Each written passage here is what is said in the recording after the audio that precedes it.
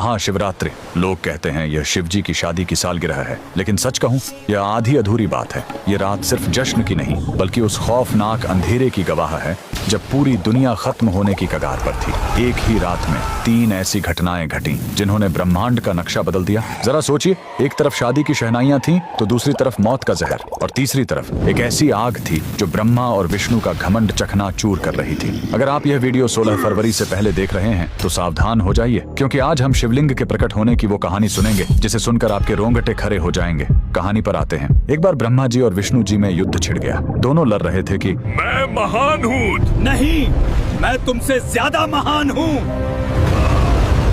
उनका यह घमंड जब दुनिया का संतुलन बिगाड़ने लगा, तब अचानक उनके बीच एक विशाल अनंत अग्नि स्तंभ प्रकट हुआ। वह आग का एक ऐसा खंभा था जिसका न कोई शुरुआत था न अंत। उस स्तंभ से एक भारी आवाज आई, जो मेरे आखिरी सिरे को खोज लेगा वही महान होगा।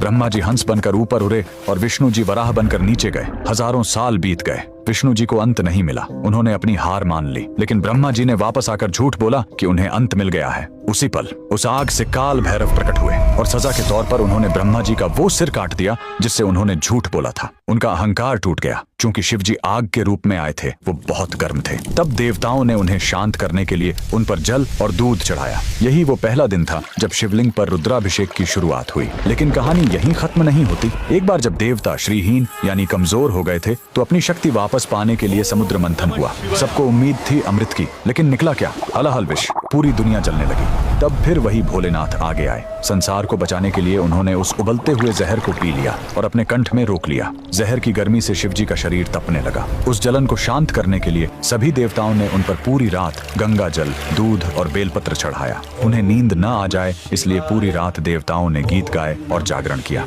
यही वजह है कि महाशिवरात्रि पर हम पूरी रात जागते हैं। लेकिन रुको, यह रात इतनी डरावनी भी नहीं है। इसी रात प्रेम की जीत भी हुई थी। जब माता सती ने अपने प्राण त्यागे थे तो शिवजी पूरी तरह टूट गए थे। वो वैरागी बन गए, दुनिया छोड़कर समाधि में चले गए। तब माता सती ने पार्वती के रूप में जन्म लिया। उन्होंने हजारों साल तक कठोर तपस्या की, सिर्फ अपने शिव को वापस पाने के लिए। आखिरकार भोलेनाथ पिघले। इसी महाशिवरात्रि की रात वो वैरागी फिर से दूल्हा बना और शिव शक्ति का मिलन हुआ। तो इस 16 फरवरी जब आप शिवलिंग पर लोटा भर जल चढ़ाएं, तो याद रखिएगा, आप उस आग को शांत कर रहे हैं और उस जहर के दर्द को कम कर रहे हैं। कमेंट में लिखें हर हर महादेव।